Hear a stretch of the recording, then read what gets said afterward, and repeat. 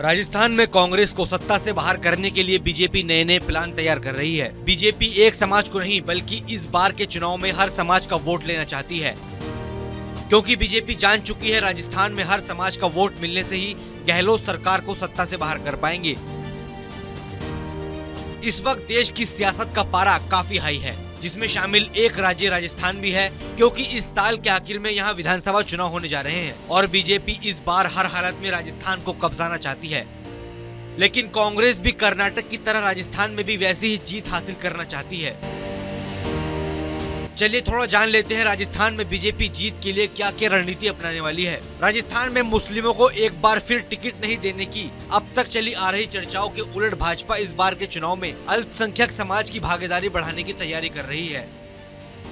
प्रदेश की 40 मुस्लिम बहुल सीटों में से जीत की संभावना तलाशने के लिए 15 सीटों पर पार्टी की ओर से मुस्लिम दावेदारों को लेकर सर्वे करवाया जा रहा है।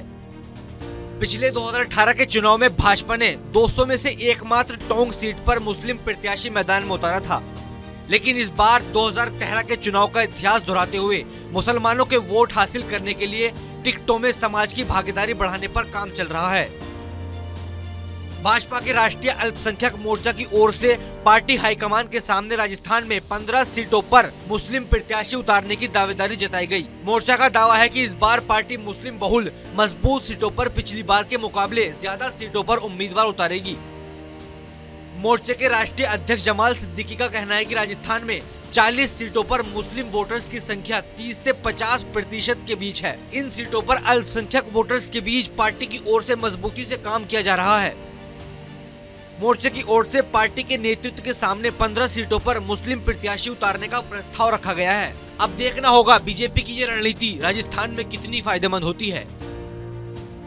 लेकिन इस बार 2013 के चुनाव का इतिहास दोहराते हुए मुसलमानों का वोट हासिल करने के लिए टिकटों में समाज की भागीदारी बढ़ाने का काम किया जा रहा है।